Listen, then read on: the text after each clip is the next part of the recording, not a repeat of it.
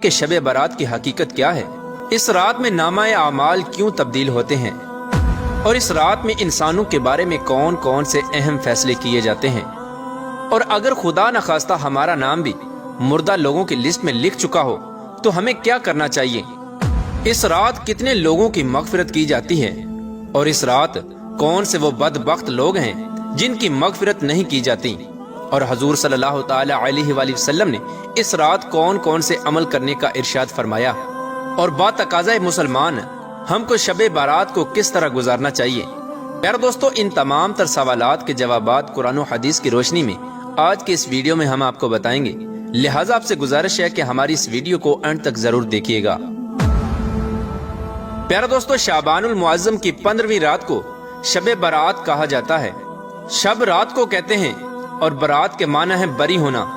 چونکہ اس رات کو مسلمان توبہ کر کے اور اللہ تبارک و تعالیٰ کی بارگاہ میں اپنے گناہوں کی معافی طلب کرتے ہیں، اور اللہ تبارک و تعالیٰ کی بارگاہ میں اپنے گناہوں کو چھوڑنے کا عہد کرتے ہیں، تو اللہ تبارک و تعالیٰ اپنی رحمت کے صدقے بے شمار مسلمانوں کو جہنم سے نجات دیتا ہے، اس لیے اس رات کو شب برات کہتے ہیں۔ حضرت عطا بن یسار رضی اللہ تعالی عنہ بیان فرماتے ہیں کہ لیلۃ القدر کے بعد شعبان کی 15ویں رات سب سے افضل رات ہے۔ پیارے دوستو، آپ کو بتاتے چلیں کہ شب برات فرشتوں کے لیے اللہ تبارک و تعالی نے عید کا دن مقرر کیا ہے، جس طرح کہ اللہ تبارک و تعالی نے زمین پر رہنے والے انسانوں کو 2 عیدیں عطا فرمائیں، اسی طرح اللہ تبارک و تعالی نے آسمان والوں کے لیے بھی 2 عیدیں مقرر کر رکھی ہیں، ایک شب برات اور دوسری شب قدر۔ انسان چونکہ یہ دونوں عیدیں دن میں مناتے ہیں، جبکہ فرشتے یہ دونوں عیدیں رات کو مناتے ہیں۔ اللہ تبارک و تعالی نے ان دونوں راتوں کو فرشتوں کے لیے عید اس لیے مقرر کیا کیونکہ انسان رات کو سو جاتا ہے جبکہ فرشتے رات کو سوتے نہیں، وہ ہر وقت اللہ تبارک و تعالی کی عبادت میں مصروف رہتے ہیں۔ پیارے دوستو، شب برات کے متعلق اللہ تبارک و تعالی قرآن پاک میں ارشاد فرماتا ہے، قسم ہے اس روشن کتاب کی، بے شک ہم نے اسے برکت والی رات میں اتارا، بے شک ہم ڈر سنانے والے ہیں، اس میں بانٹ دیا جاتا ہے ہر حکمت والا کام۔ اس آیت کریمہ کی تفسیر میں مفسرین لکھتے ہیں کہ اس شب سے مراد شب قدر یا شب برات ہے، اور حضرت اکرمہ رضی اللہ تعالی عنہ اور دیگر مفسرین بیان کرتے ہیں کہ لیلۃ مبارکہ سے مراد شب برات ہے۔ پیارے دوستو، اس رات کے اندر ان تمام لوگوں کی فہرست تیار کی جاتی ہے جو اس دنیا کے اندر زندہ رہنے والے ہوں گے اور جو اس سال کے اندر مرنے والے ہوں گے اور جو حج کرنے والے ہوں گے، ان تمام لوگوں کے نام اس فہرست کے اندر لکھے جاتے ہیں۔ اس فہرست میں درج ہونے والے ہر حکم کی تعمیل میں ذرہ برابر بھی کمی نہیں کی جاتی۔ حضرت عائشہ صدیقہ رضی اللہ تعالی عنہ بیان فرماتی ہیں کہ رسول اکرم صلی اللہ تعالی علیہ وآلہ وسلم نے ارشاد فرمایا، کیا تم جانتی ہو کہ شعبان کی 15ویں شب میں کیا ہوتا ہے؟ تو حضرت عائشہ صدیقہ رضی اللہ تعالی عنہ نے عرض کیا، یا رسول اللہ صلی اللہ تعالی علیہ وآلہ وسلم، آپ ہی ارشاد فرما دیجئے۔ تو نبی کریم رؤوف الرحیم صلی اللہ تعالی علیہ وآلہ وسلم نے ارشاد فرمایا کہ آئندہ سال میں جتنے بھی پیدا ہونے والے ہوتے ہیں وہ اس رات میں لکھ دیے جاتے ہیں، اور جتنے لوگ آئندہ سال میں مرنے والے ہوتے ہیں وہ بھی اس رات میں لکھ دیے جاتے ہیں، اور اس رات میں لوگوں کے سال بھر کے اعمال اٹھائے جاتے ہیں، اور اس رات میں لوگوں کا رزق مقرر کیا جاتا ہے اور رزق اتارا جاتا ہے۔ حضرت عطا بن یسار رضی اللہ تعالی عنہ بیان فرماتے ہیں کہ شعبان کی 15ویں رات اللہ تبارک و تعالی ملک الموت کو ایک فہرست دے کر حکم فرماتا ہے کہ جن جن لوگوں کے نام اس فہرست میں لکھے ہیں ان کی روحوں کو آئندہ سال مقررہ وقتوں پر قبض کرنا۔ پیارے دوستو، اس رات میں لوگوں کی زندگی اور موت کا فیصلہ ہو چکا ہوتا ہے، جبکہ لوگوں کے حالات یہ ہوتے ہیں کہ وہ اپنی دنیا میں مگن ہوتے ہیں، کوئی اپنا بینک بیلنس بڑھانے کے چکر میں لگا ہوتا ہے، تو کوئی اپنی کوٹھی اور بنگلہ تیار کرنے کی کوشش میں لگا ہوتا ہے، تو کوئی اپنی شادیوں کی تیاریوں میں لگا ہوتا ہے، جبکہ وہ یہ نہیں جانتا کہ اس کا نام مردہ لوگوں کی لسٹ میں لکھا جا چکا ہے۔ حضرت عثمان بن محمد رضی اللہ تعالی عنہ سے مروی ہے کہ سرور کائنات حضرت محمد مصطفیٰ صلی اللہ تعالی علیہ وآلہ وسلم نے ارشاد فرمایا کہ ایک شعبان سے دوسرے شعبان تک لوگوں کی زندگی منقطع کرنے کا وقت اس رات میں لکھا جاتا ہے، یہاں تک کہ انسان شادی بیاہ کرتا ہے اور اس کے بچے پیدا ہوتے ہیں، حالانکہ اس کا نام مردوں کی فہرست میں لکھا جا چکا ہوتا ہے۔ پیارا دوستو، شب برات کی ایک بہت بڑی خصوصیت یہ بھی ہے کہ اس رات میں اللہ تبارک و تعالی بے شمار لوگوں کی بخشش فرماتا ہے، جیسا کہ حضرت عائشہ صدیقہ رضی اللہ تعالی عنہ بیان فرماتی ہیں کہ ایک رات میں نے حضور اکرم صلی اللہ تعالی علیہ وآلہ وسلم کو اپنے پاس نہ پایا تو میں آپ کی تلاش میں نکلی۔ میں نے دیکھا کہ حضور پاک صلی اللہ تعالی علیہ وآلہ وسلم جنت البقیع میں تشریف فرما ہیں، اور آپ صلی اللہ تعالی علیہ وآلہ وسلم نے فرمایا، کیا تمہیں یہ خوف ہے کہ اللہ تبارک و تعالی اور اس کا رسول تمہارے ساتھ زیادتی کریں گے؟ میں نے عرض کیا، یا رسول اللہ صلی اللہ تعالی علیہ وآلہ وسلم، مجھے یہ خیال ہوا کہ شاید آپ کسی دوسری اہلیہ کے پاس تشریف لے گئے ہیں۔ تو حضور پاک صلی اللہ تعالی علیہ وآلہ وسلم نے ارشاد فرمایا، بے شک اللہ تبارک و تعالی شعبان کی 15ویں شب آسمان دنیا پر اپنی شان کے مطابق جلوہ گر ہوتا ہے، اور قبیلہ بنو کلب کی بکریوں کے بالوں سے بھی زیادہ لوگوں کی مغفرت فرماتا ہے۔ حضرت ابو بکر صدیق رضی اللہ تعالی عنہ روایت کرتے ہیں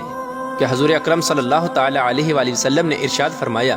کہ شعبان کی 15ویں شب میں اللہ تبارک و تعالی آسمان دنیا پر اپنی شان کے مطابق جلوہ گر ہوتا ہے، اور اس شب میں ہر کسی کی مغفرت فرما دیتا ہے سوائے ان لوگوں کے جو شرک کرنے والے ہوں اور بغض رکھنے والے ہوں۔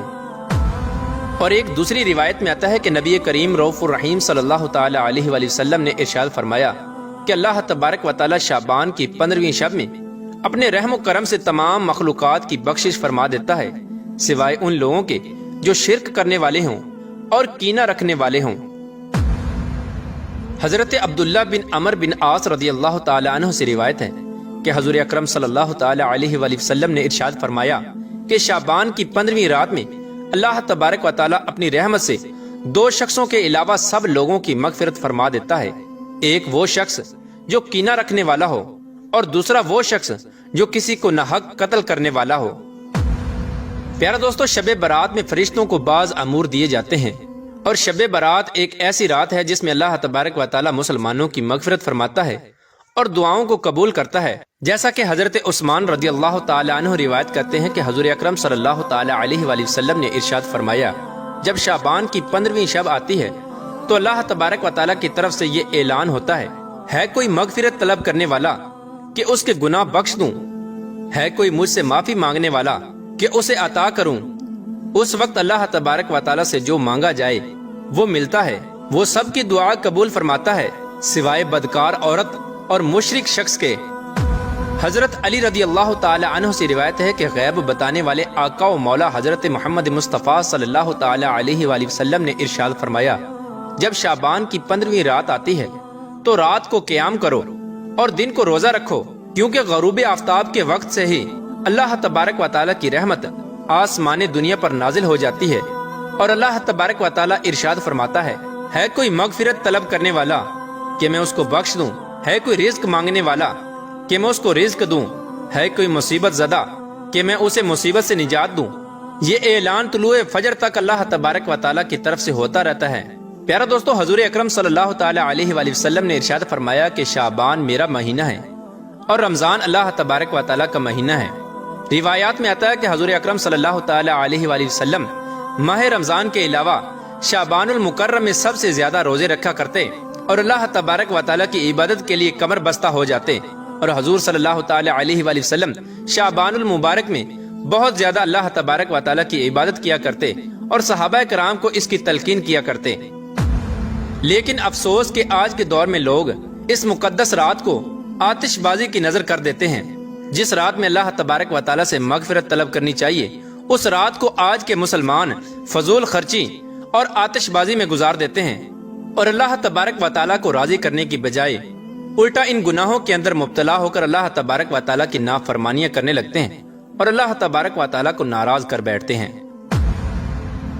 پیار دوستو، اس رات کے اندر ہمیں کثرت سے اللہ تبارک و تعالی کی عبادت کرنی چاہیے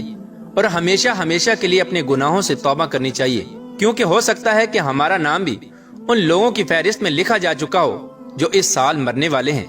ہمیں چاہیے کہ ہم اپنے تمام گناہوں سے توبہ کریں اور اللہ تبارک و تعالی کی بارگاہ میں اپنے گناہوں کی معافی طلب کریں۔ پیار دوستو، شب برات کی رات کو اللہ تبارک و تعالی کی بارگاہ میں گزارنا چاہیے اور شب بیداری کرنی چاہیے، جیسا کہ رسول اللہ صلی اللہ تعالی علیہ وآلہ وسلم خود بھی شب بیداری کرتے اور دوسروں کو بھی شب بیداری کرنے کی تلقین فرماتے اور اللہ تبارک و تعالی کی عبادت کرنے کا حکم ارشاد فرماتے۔ اللہ تبارک و تعالی سے دعا ہے کہ حضور پاک صلی اللہ تعالی علیہ وآلہ وسلم کے بتائے ہوئے راستے پر چلنے کی توفیق عطا فرمائے اور حضور صلی اللہ تعالی علیہ وآلہ وسلم کی محبت کے اندر جینا مرنا نصیب فرمائے، اور اس رات کے صدقے اللہ تبارک و تعالی ہماری